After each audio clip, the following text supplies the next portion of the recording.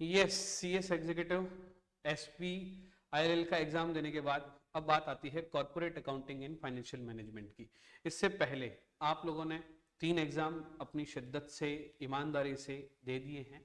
अब जो हम एग्जाम देने वाले हैं that is our next exam CAFM। CAFM में बेसिकली 2 तरह की बातें होती है। पहला होता है कॉर्पोरेट अकाउंटिंग और दूसरा होता है फाइनेंशियल मैनेजमेंट।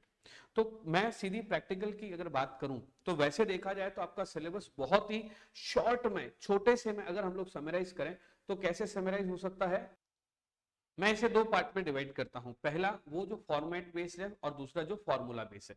तो मैं सबसे पहले येलो मार्क कर रहा हूं वो जो कौन से बेस्ड है, फॉर्मूला बेस्ड है। जैसे ratio analysis is purely formula based, dividend policy purely formula based, capital structure purely formula based. क्योंकि वीडियो बड़ा हो रहा है तो हम लोग मिलते हैं यूट्यूब पर।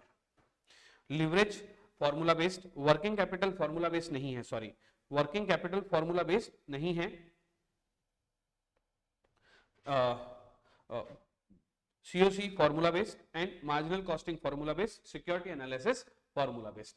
इन सबके फॉर्मूलाज एक पेपर पे लिख लो और उनके क्वेश्चंस की एक बार जो क्वेश्चंस फॉर्मूला बेस्ड क्वेश्चन है उनकी एक बार ऑडिटिंग कर लो। फॉर्मूला लिख लिया, एक जगह पे फॉर्मूला लिख लिया और अब उसके क्वेश्चंस को देखते रहो तो एक बार थॉरो रिवीजन हो जाएगा कि फॉर्मूला के बेसिस पर आपके क्वेश्चंस हो रहे हैं या फिर नहीं हो रहे हैं। फिर आता है फॉर्मेट बेस। तो फॉर्मेट बेस में जैसे हम बात करें, मैं ग्रीन कर रहा हूं, जैसे कैश फ्लो स्टेटमेंट और कंसोलिडेटेड बैलेंस शीट के कुछ फिक्स फॉर्मेट हैं।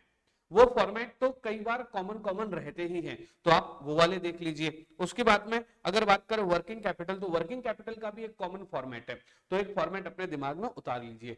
फिर आता है जनरल एंट्री बेस्ड चैप्टर, जिसे मैं आपको स्काई कलर में कन्वर्ट कर रहा हूं, जिसमें जनरल एंट्री में शेयर कैपिटल, डिवेंचर और शेयर बेस्ड पेमेंट। तो ये जनरल एंट्रीज वाले क्वेश्चंस आते हैं इसमें, तो ये उसकी जनरल एंट्रीज को एक बार बाय हार्ट कर लीजिए। तो इस तरह से आप चैप्टर को, इस पूरे सिलेबस को 3 पार्ट में डिवाइड करके और उसका थॉरो रिवीजन कर सकते हैं एक जगह पे लिखकर। आपने के पास में फॉर्मूला शीट होगी, उन फॉर्मूला शीट को फटाफट से पढ़ डालिए।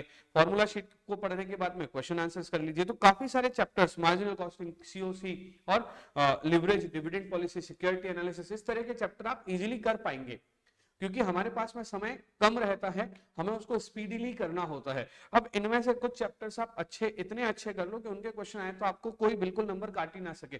कुछ चैप्टर्स ऐसे कर लो जिसमें क्वेश्चन कैसा भी आए हम अटेंड कर पाए, हर तरह का क्वेश्चन हम अटेंड कर पाए।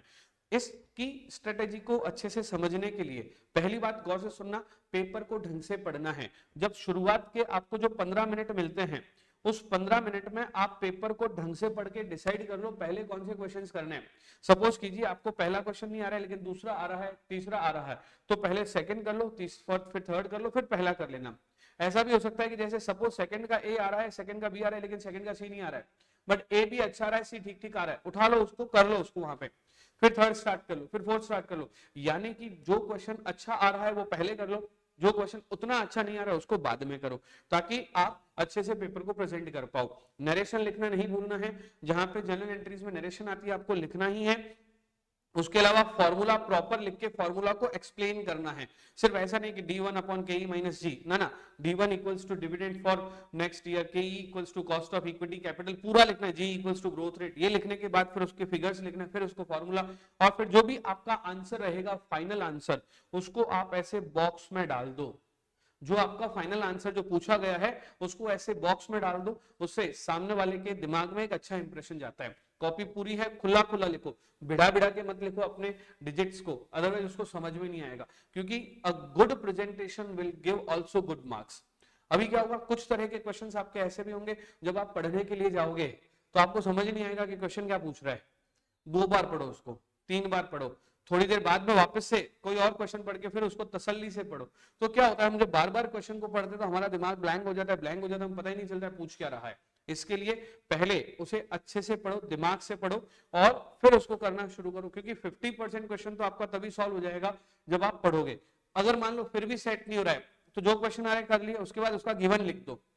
जैसे गिवन लिखोगे और पूछा क्या है वो लाइन लिख के उसको क्वेश्चन मार्क लिखोगे, तो जो गिवन है लिख लिया, जो क्वेश्चन मार्क लिख लिया, पूछा क्या है वो, अब आपका 90% क्वेश्चन सॉल्व होने की संभावना बढ़ जाती है। तो इस तरह से आपको पेपर को प्रेजेंट करना है, पेपर को अटेंड करना है। ज्यादा प्रैक्टिकल ही क्वेश्चन आ रहे हैं, तो इस बार भी ऐसी आशा है कि प्रैक्टिकल क्वेश्चन ही आएंगे, है ना। बहुत अच्छे अच्छे चैप्टर्स हैं जिनको आप फॉर्मूला पढ़ पढ़ के और उनके आंसर्स को कर सकते हो। मैं सजेस्ट करूंगा उनको पहले पढ़ लो। मैं अभी जिनको सेफ्रॉन कलर से टिक कर रहा हूं उनकी तरफ थोड़ा सा ज्यादा ध्यान दे देना, जो आपके लिए इजी रहेंगे। ये चैप्टर्स जो ऐसे हैं जो आपके लिए इजी रहेंगे। जिन लोगों की जनरल एंट्रीज ठीक है उन लोगों के लिए ये दोनों चैप्टर भी सरप्लस साबित हो सकते हैं। With this I conclude my lecture here and all the best for your examination. Paper कैसा हुआ है लिखना जरूर। Thank you so much, bye bye.